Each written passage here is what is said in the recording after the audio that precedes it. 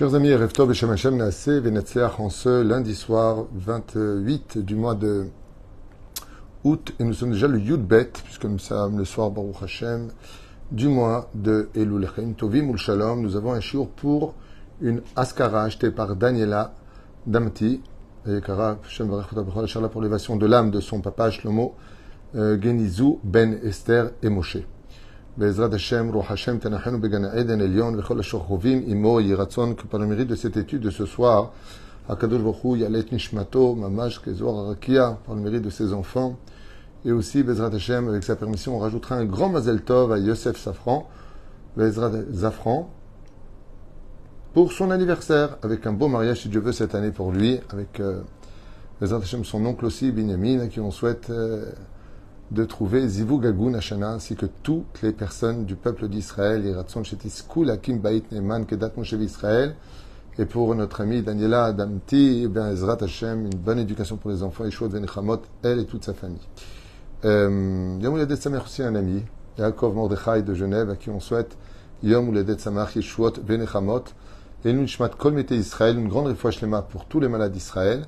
Et on commence déjà notre shiur numéro 1 de cette soirée, pour lequel nous allons voir ensemble un sujet qui est très peu connu, qui paraît pas spécialement intéressant, mais qui a beaucoup de raisons d'être.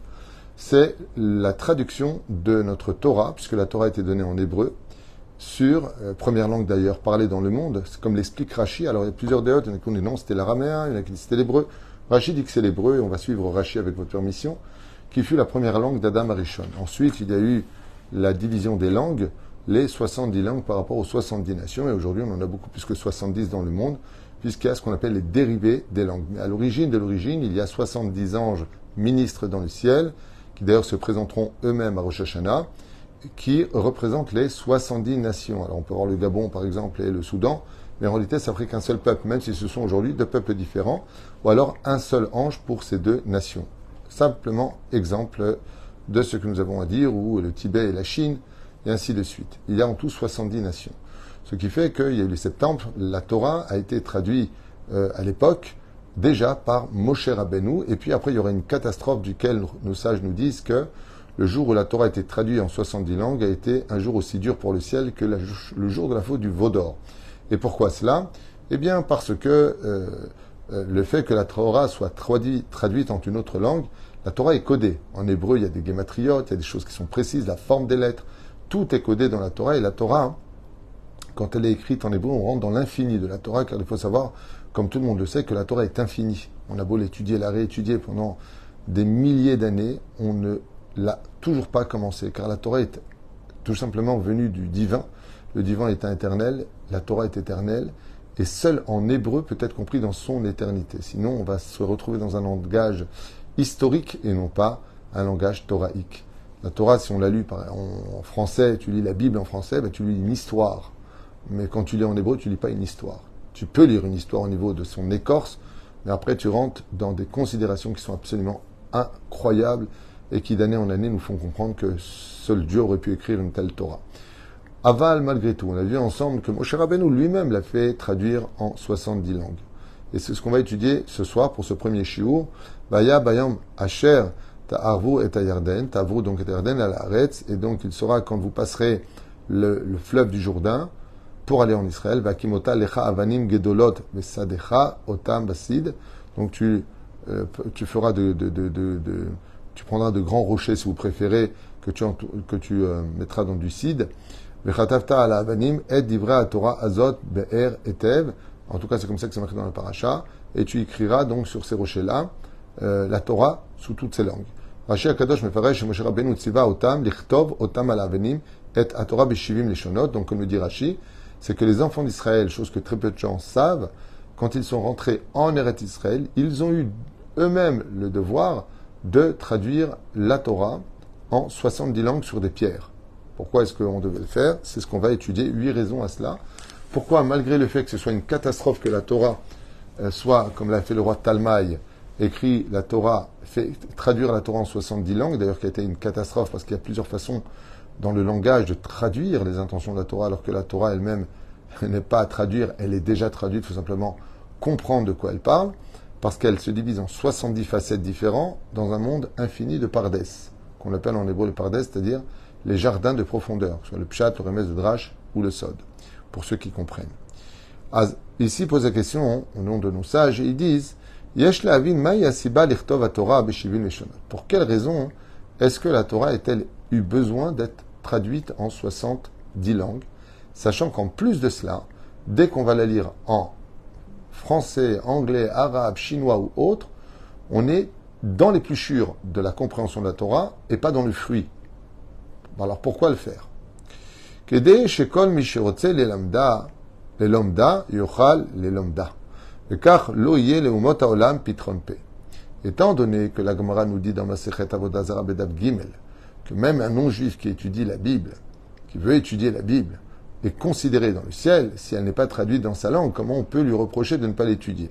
Et donc, pour ne pas que les nations du monde aient un argument en disant « Écoutez, elle a été donnée en hébreu, on ne parle pas l'hébreu », eh bien, on a permis de la traduire dans toutes les langues des nations du monde afin que celui qui veut connaître et accompagner comme un ben noir, par exemple, l'histoire du peuple d'Israël, puisse s'enquérir en achetant des livres dans sa langue et connaître l'historique du peuple. Car je le répète une fois de plus, la Torah traduite en n'importe quelle langue, ce n'est que l'épluchure du fruit que l'on prend et non pas le fruit lui-même. Chez l'Ohayal, mais l'Ilmod, et la Torah, étant donné qu'ils ne vont pas aller spécialement chez des rabbinim pour apprendre la Torah, alors ils pourront au moins l'étudier en français dans leur langue ou dans n'importe quelle langue étrangère, en loasit, ou les Ertam Dinam le Havadon. Et donc il dit Mimi l'Ilmod, et donc comme les nations du monde ont 7 lois aussi à respecter et se doivent de connaître la volonté d'Hachem pour ne pas d'un coup se prendre pour Israël, parce que la Torah a eu peur que se lèvent d'un coup des charlatans dans l'histoire et disent c'est nous le nouvel Israël, c'est nous Israël, c'est nous Israël. Si tu avais étudié la Bible, tu vois bien que c'est pas toi qui es sorti d'Égypte, tu vois bien que c'est pas à toi que la Torah a été donnée, et tu vois bien que c'est pas toi qui es rentré en Israël, et tu vois bien que nos rabbinim ne sont pas les tiens. Donc c'est pas la peine de faire usurpation d'identité. Mais si tu n'étudies pas la Torah, alors tu vas faire Premier Testament, après tu vas dire Nouveau Testament, qui va éliminer le premier, ou tout simplement ignorer carrément la Torah pour dire nous avons un nouveau livre aujourd'hui. Donc pour éviter ce genre d'assimilation et ce traquenard de l'histoire, de se prendre pour Israël, il était préférable d'étudier la Torah. Et ça a été la crainte de Moshe Rabbeinu. Traduisez la Torah en 70 langues qui viennent étudier qu'il y a Israël et les nations du monde. Ça ne veut pas dire que Israël et les nations du monde, c'est pas bien l'un ou l'autre, c'est pas ce qu'on veut dire, mais que les nations du monde ne se prennent pas pour Israël.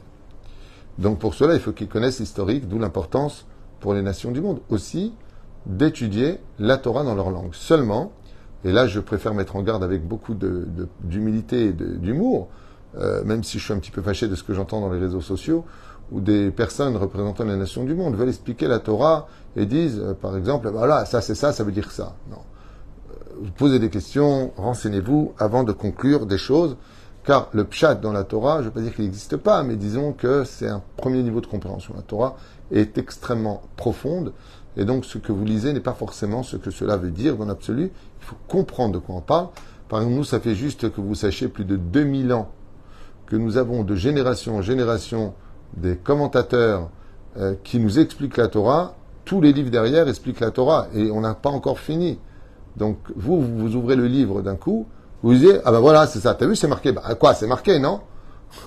Allez dans une yeshiva, vous allez voir combien d'année en année on se hurle les uns sur les autres pour comprendre ce que veut dire la Torah, alors qu'on est des spécialistes, alors qu'on parle l'hébreu, que c'est notre langue, et on dit toujours jusqu'à maintenant, c'est incompréhensible. Et vous, en lisant 2-3 phrases, alors il y a marqué que...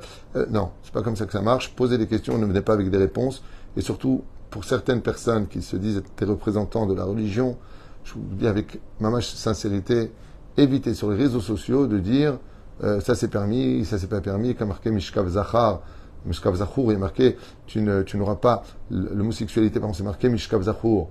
La Torah, elle parle un langage de pureté, elle parle un langage de propreté, comme le font les garçons. Ok? On parle là-bas d'homosexualité, comme le dit Rashi. C'est-à-dire, alors quelqu'un vient et dit ça veut pas dire ça. On pose des questions, c'est en hébreu, c'est traduit dans ta langue, tu es loin de comprendre, tu as des milliards d'années de comprendre. Bon, comme on dit, quand tu manges de l'épluchure, au moins sois conscient que c'est de l'épluchure et pas le fruit. Parce que sinon, ce que tu vas faire, c'est des dégâts incommensurables, surtout que non seulement tu ne seras pas récompensé pour avoir étudié la Bible, mais même puni d'avoir traduit n'importe quoi de ta compréhension. C'est pour ça que nous-mêmes, qui étudions la Torah, moi, ça fait presque 40 ans que j'ai étudié la Torah, je vais encore voir mon Rav pour bien comprendre si j'ai bien compris. Et à mon avis, je comprends quand même un peu. Un petit peu, pas beaucoup. Et j'en suis après 40 ans d'études. Donc quand je vois des femmes prêtres qui viennent comme ça sur les réseaux sociaux déblatérer des ch'touillottes au nom de la Torah, vraiment, ou même des gens d'autres religions, soyez gentils, restez à votre place, traduisez votre religion à vous, mais mettez pas les pieds là où vous n'y connaissez rien, avec tout le respect que je vous dois, l'amour que je vous porte, parce que vraiment, j'entends des choses qui me... Waouh, j'en rigole. Ça me fait rire dans mon lit, des fois, quand on voit une vidéo de ce que certaines personnes racontent, c'est du comique. טוב, נצטווינו שלא להחיות את כל נשמה מהאומות שיחיו בארץ ישראל. Donc, נצטווינו שלא להחיות כל נשמה מהאומות שיחיו בארץ ישראל, שאם לא יתפנו מרצונם חובה להורגם, לכן ציווה משה רבנו לתרגם את התורה ל-70 שפות. Alors, comme on a eu peur, regardez, c'est incroyable. Ce que je suis en train de vous lire a été écrit il y a 1800 ans en arrière. Écoutez bien ce que vous allez entendre, c'est fou. Dans Masechet Sota, je donne la référence, à la page 35 à Moud Bet. C'est fou. Pour quelle raison Moshe Rabbeinu a demandé dans cette paracha de Kitavo de traduire la Torah en 70 langues, de peur que s'inventent des peuples pour venir vivre en Israël, prétestant que ce sera leur terre, on leur dira « Hey, t'as pas étudié la Bible ?» Ça veut dire que l'Agmara, il y a 1800 ans en arrière, qui a été écrit en Babylonie, on était en exil, avait déjà prévu qu'il y aurait une arnaque historique d'usurpation d'identité sur la terre d'Eretz Israël. C'est un truc de fou. Je vous le relis en hébreu, c'est un truc de malade. ולכן ציווה משה רבנו לתרגם את התורה ל-70 לשונות, שפות, שכל אומות ידעו שהם יכולים להתגייר, וכן יתנצלו חייהם.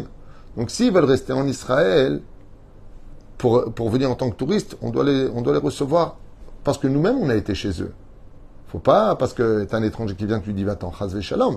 Nous, on a vécu en Tunisie, on a vécu au Maroc, on a vécu en Libye, on a vécu en Syrie, on a vécu en Égypte, on a vécu dans beaucoup de pays. On a vécu en Europe, on a vécu dans les terres de l'Est. Donc s'ils viennent, Baruch Haba. Mais ne vous rendez pas propriétaire de la terre. C'est pas parce qu'on vous accueille que vous... Et donc ça veut dire quoi? Tu veux te convertir? Baruch Haba. Si t'es pas ni de Hamon ni de Moab, tu peux te convertir. Baruch Haba. Il y a un processus. Mais, en aucun cas, tu commences à t'installer ici et tu te rends propriétaire de la terre. Il y a 1800 ans en arrière, la Gemara dans Sota nous dit, c'est très important que les nations du monde étudient la Bible, parce que quand ils auront étudié bien la Bible et posé des bonnes questions, ils verront que cette terre, elle est marquée noir sur blanc, que nous en sommes les propriétaires. Tov, Moshe Rabbeinu Tziva, les Targem et Torah, les Shivim, Safot. Et pour quelle raison encore on a vu Moshe demander de traduire la Torah en 70 langues? Kedei Shiru Agoyim, She'Hashem, Uze, She'Tziva, Lanu, la Harog et Agoyim, She'lo Retzonatam. Alors pourquoi tout cela? Eh bien, comme c'est marqué dans Vayomer Eliyahu, un parachat de Kitavo, que quand on va conquérir la terre d'Eretz Israël, il y avait 7 rois en Israël à l'époque de Josué et Yoshua ben Nun, et donc il y a eu des guerres en Israël. Après il y a eu la guerre de 1948, il y a eu la guerre de 1967, 1973, la guerre du Liban et ainsi de suite, qui ont éclaté, la guerre de Kippour. Et donc le peuple d'Israël étant là, légitime de se défendre. Et pourquoi cela? Si les nations du monde lisaient la Bible, ils verraient que dans la Torah, Dieu nous demande de nous défendre et de retirer les ennemis de la terre. La raison qui est donnée ici. Quatrième raison, Yada Moshe Rabbeinu, donc on voit vraiment ici une question d'identité par rapport à la Torah, le peuple et la terre d'Israël. Quatrième raison donnée, sachez que je n'ai pas préparé le cours, je lis avec vous et je vous transmets ces écritures, une compile donc sur nos sages sur le pourquoi des 70 langues. Yada Moshe Rabbeinu shika asher ikansu Israël la'aretz, ishtak'u ba, miyad yavu hagoyim veyomru, שאנו גזלנים בליסטים כיוון שלקחנו מהם את ארצם, ולכן הורה משה רבנו לתרגם את התורה ל-70 שפות, שיראו הגויים שהשם ברא את העולם, והוא שנתן לנו את הארץ. Une fois de plus encore, un exemple qu'on peut retrouver dans le Yilkut à Gershuni, pour lequel Chazal nous disent que la fin des temps viendra où les nations du monde nous diront, vous êtes des voleurs, vous les juifs qui avez volé la terre d'une nation. Prétextant cela, on leur dira tout simplement une chose. C'est fou. Allez étudier la Bible, c'est tout ce qu'il y aura à dire. Rien d'autre. Tous les autres arguments se retourneront contre toi.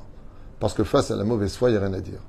Par contre, on leur dira, Dieu a créé le ciel et la terre et il l'a donné à celui qui l'a désiré.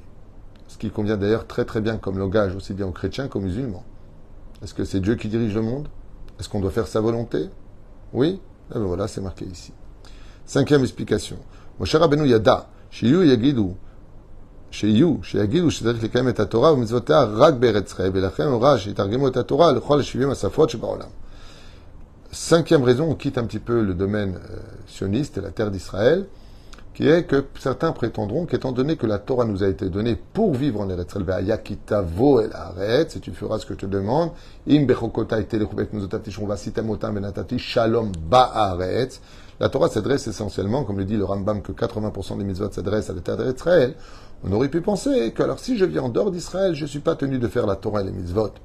Miad, tout de suite, Moshe Rabbeinu l'a dit, traduisez la Torah en 70 langues, car quand viendra le moment où les enfants d'Israël se retrouveront en galoute, et qu'ils oublient leur langage, l'hébreu et leur terre, chas v'shalom, et bien qu'ils puissent continuer au moins récupérer l'écorce de la Torah en français, par exemple, pour nous. C'est vrai que c'est comme ça qu'on a commencé avec Elimunk, Kol HaTorah, et puis Midrash raconte, et puis la Lachot du Shulchan Aruch. Aujourd'hui, jusqu'à maintenant, beaucoup de gens étudient la Torah pour qu'on puisse comprendre que même en galoute, si la Torah a été traduite en 70 langues, partout où tu te trouves sur le globe de la terre, n'oublie pas que tu es juif et que tu es toujours tenu de respecter la Torah et les mitzvot.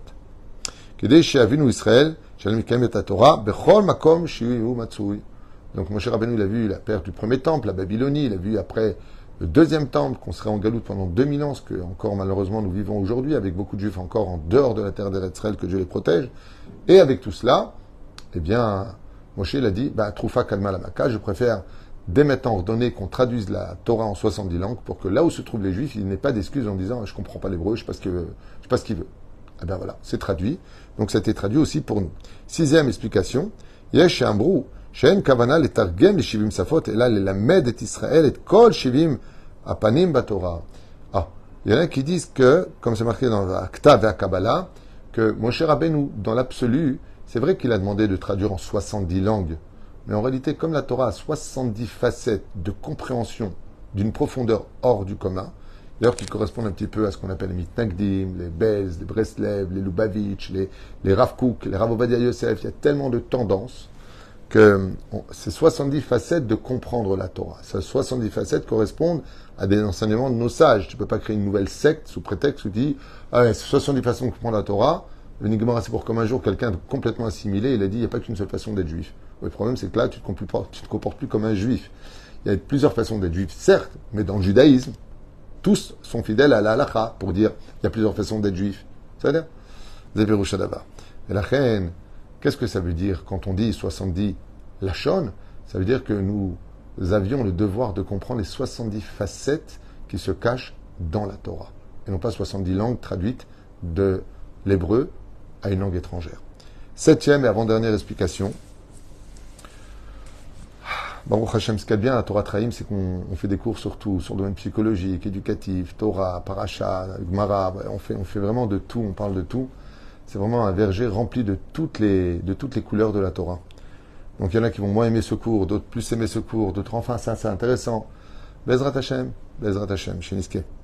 Moshe Rabbeinu yada, sheberוח kodsho, she'atidim Israël letzet legalut ve'yu mefuzarim ben haumot. ועלולה התורה להשתכח מישראל, ולכן הורה לתרגם את התורה ב-70 שפות, כדי שבכל מקום שהתפזרו היהודים, יוכלו להבין את התורה בשפה המדוברת שם.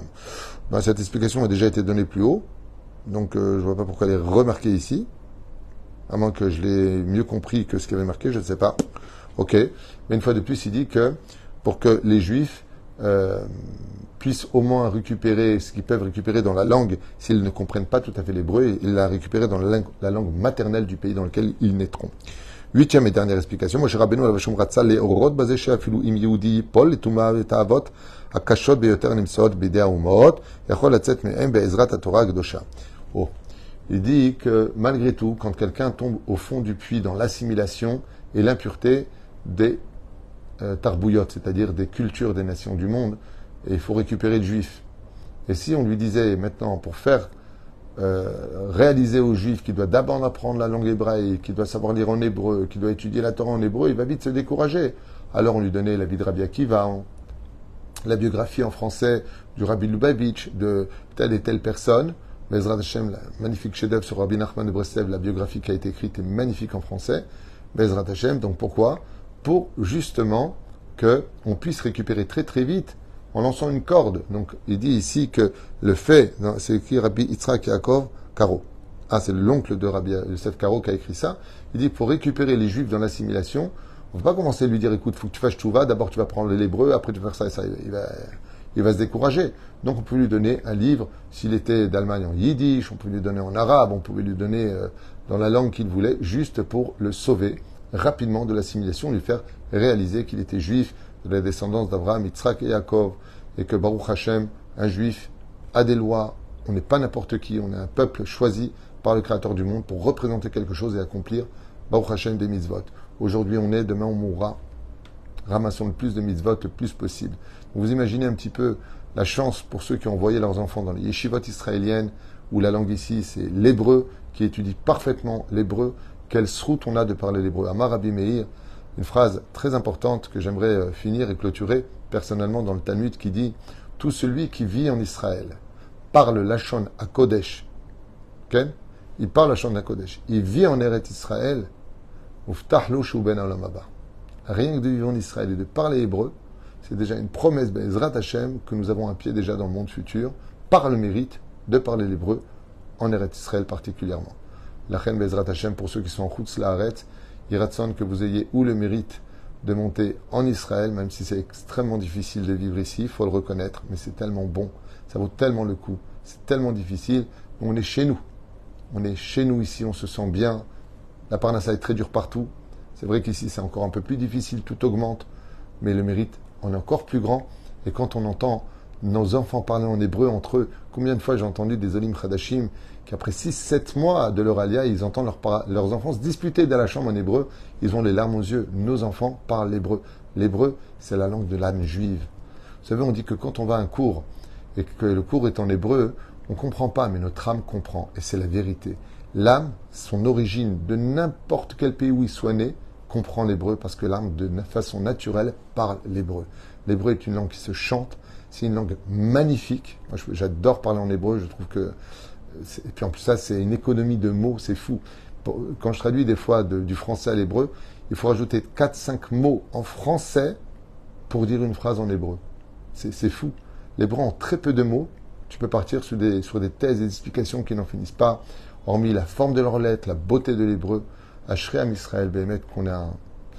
C'est bon d'être juif. Pachout, c'est bon d'être juif. Merci Hachem d'être juif. Merci Hachem pour cette terre. Merci Baruch Hachem pour cette Torah extraordinaire, pour nos Chachamim qui nous accompagnent au fur et à mesure des générations.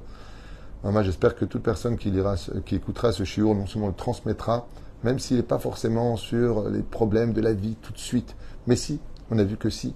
Mais oui, la Torah est vraie, la Torah est éternelle, elle nous accompagne, qui aime Chayen ou Verech Yamenu, et c'est elle qui nous donnera du mérite. Comme j'ai l'habitude de dire, n'oubliez pas que j'ai encore jamais vu qu'on faisait la Hiloula de Einstein, malgré le fait qu'il soit juif. C'est un astrophysicien, c'est un physicien, c'est ce que vous voulez. Mais ce qu'on a retenu de lui, c'est la bombe atomique. Par contre, demain soir, c'est la Hiloula du Ben Ishraï. Donc n'oubliez pas, Yosef Chaim Zecher Tzadik Kadosh Ibracha, Ateret Roshenu Vitif Artenu, que je vous propose d'ailleurs d'étudier Bezrat Hashem jusqu'à demain soir. Je vous dis à tout de suite pour un deuxième shiur, pour une Refoua Shlema. Donc pour ceux qui peuvent, ceux qui veulent, dans 5 minutes, je reprendrai l'écran pour partager avec vous une étude. Bezrat Hashem Itbarach, pour la foi de quelqu'un qui a vraiment besoin de nos prières, qui a été acheté en urgence. Donc à tout de suite pour ceux qui veulent, Bezrat Hashem, et merci à vous tous. Et Mechila, excusez-moi si j'ai vexé des non-juifs dans ce cours, mais je n'ai pas trafiqué ou changé ce qui est marqué pour plaire. Je ne tiens pas à plaire.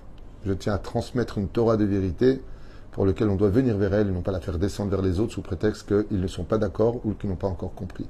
La Torah est vraie et c'est notre terre. Baruch Hashem.